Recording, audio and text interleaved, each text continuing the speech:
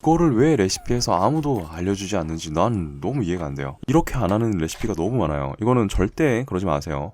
어서오세요. 준에비스트로의 오늘은요, 유튜브를 포함해서 기타 매체에서 관련 레시피를 찾아보면서요, 그렇구만 하는 레시피들이 너무 많아서요, 오늘은 왜 이렇게 해야 되고 어떻게 해야 되고 무엇을 여러분들이 놓치셨는지 오늘 초간단 레시피 보고 가시면요, 이렇게 쉬운 거였는데 그걸 지금까지 이렇게 해왔네 라고 하는 부분이 너무 많으니까요, 제가 오늘 제대로 된 홍합의 사용법과 몇 가지 없는 재료로 진짜 홍합 맛을 낼 수 있는 방법을 알려드리겠습니다. 자, 먼저 재료 손질이에요. 재료 놀랍도록 없어요. 딱 필요한 것만 준비했습니다.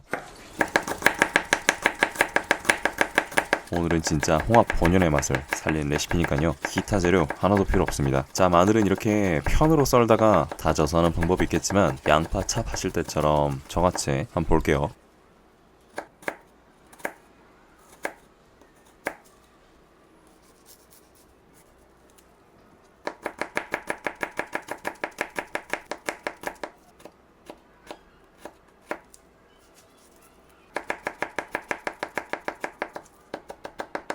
어때요? 엄청 간단하죠? 마늘을 뉘어가지고 고정을 시킨 다음에 뾰족한 부분에서 양파 찹하듯 작게 갈라주고 찹하면 너무 쉽죠? 이렇게 마늘을, 여러분이 술안주를 하시겠다, 많으면 많을수록 좋고요, 온 가족이서 먹겠다, 그래도 많은 게 좋습니다.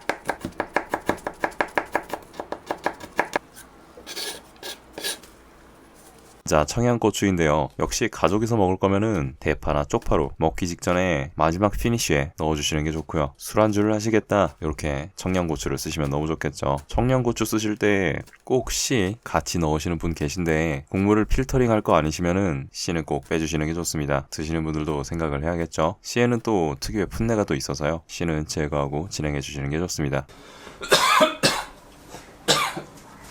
자, 그리고 오늘은 제가 손질이 된 홍합으로 바로 시작을 할 거예요. 물론 손질 홍합편은 제가 다음 주에 올려드릴 테니까 그거 보시고 올바른 홍합 손질법 배워가시면 너무 좋을 것 같아요. 미리 다 찍어놨다는 말이겠죠? 자, 일단 냄비에 빈 홍합을 넣어줍니다. 왜냐? 홍합은요, 껍질 안쪽에 붙어있는 단백질과 아미노산에서 진짜 맛있는 성분들이 나옵니다. 즉, 우리가 홍합탕을 먹으면서, 홍합 스프를 먹으면서 느끼는 그런 감칠맛은요, 홍합이 가지고 있는 살이 아니라 껍질 안쪽에서 나온다는 그런 이야기겠죠. 그래서 무슨 말이냐? 냉동 홍합살을 사서 국을 끓이면 그 맛이 안 난다, 바로 이런 말을 드리고 싶어요. 자, 그리고 이 홍합은요, 전 세계적으로 육수를 내는데 동서양을 막론하고 많이 사용돼요. 이게 거의 다시마, 멸치, 갓수오부시 정도로 흔할 정도거든요. 수온이 올라가면서 채취하는 홍합들은 독이 있어서 사용을 안 하시는 게 맞죠. 여러분도 잘 아시죠? 자, 그리고 이렇게 냄비부터 홍합을 넣는 이유는요, 홍합뿐이 아니라 모든 조개류는요, 이렇게 간이 된 물에서 끓이는 게 아니라 다시라고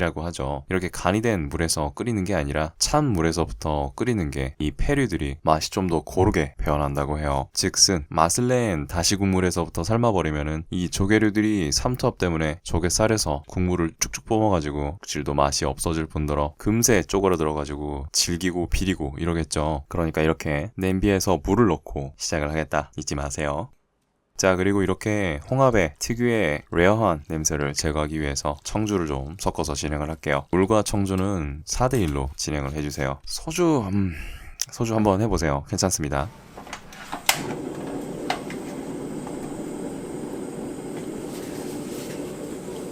자, 그리고 중요한 건데요, 이거를 왜 레시피에서 아무도 알려주지 않는지 난 너무 이해가 안 돼요. 이 조개류들은요, 특유의 단백질이나 바다가 품고 있는 많은 미네랄들을 가지고 있죠. 입 안에 말이죠. 이거를 끓이면서 계속 뿜어내기 시작해요. 이것도 물론 맛이다 이런 분이 계시지만 저는 절대로 그렇게 생각하지 않습니다. 일본어로는 이걸 아그라고 하는데요, 이 거품에서 나오는 미네랄과 많은 것들이요, 국물을 탁하게 하고 홍합탕 본연의 맛을 너무너무 방해를 하거든요. 이거를 나중에 한꺼번에 하겠다 이러면은 다시 또 조개 살로 그 미네랄들이 다시 들어가 버리니까 처음부터 끝까지 거품을 제거해 주겠다 라는 느낌으로 계속 뚜껑이 열릴 때까지 계속 진행을 해주세요.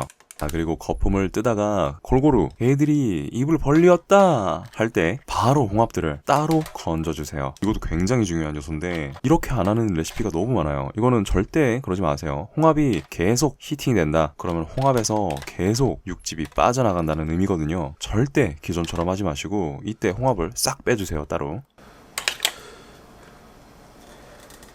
자, 그리고 국물이 남았어요. 국물에다가 조미를 하겠지? 응, 아니야. 보시다시피 이 국물을요, 바로 면에다가 한번 필터링을 하면은요, 홍합에서 남은 껍데기들과 미네랄들이 우수수 필터링이 됩니다. 이거 한번 해보시면은 진짜 뜨악 하실 거예요. 생각보다 진짜 많이 걸러지거든요. 안 걸르고 그냥 하시면 이거 다 우리 몸에 들어가는 거예요. 맛도 잡내도 너무 심하고요. 반드시 필터링을 해주세요.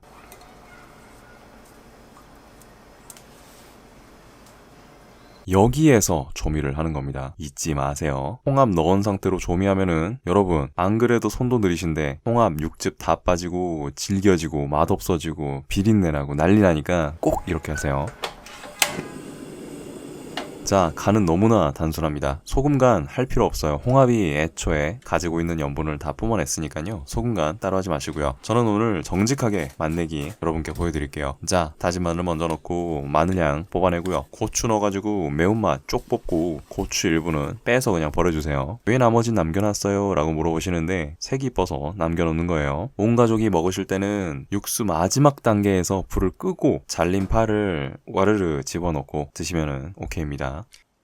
자, 그리고 뭘 넣겠어요? 저는 오늘 미원 쓰시라고 강력하게 말씀을 드릴 거예요. 맛소금 쓰지 마세요. 미원 쓰세요. 그냥 조금 고급지게 가고 싶다 이러시는 분들은 혼다시 동량 집어넣습니다. 야씨. 얼마 정도 집어넣나요? 잡숴 보시면서 여기까지 할 때까지 집어넣으시고요. 소금 간이 부족한 것 같아요 라고 하시면은 진짜 간단하게 더 끓이시면 됩니다. 더 끓이면 수분이 증발하면서 짠기만 남겠죠. 딱 여러분이 맛을 보시면서 바로 익어야 할 때 스탑하고 드시면 됩니다.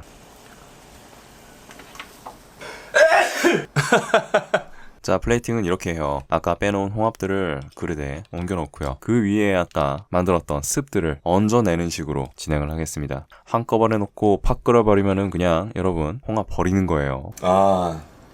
소주 한 3병 각입니다.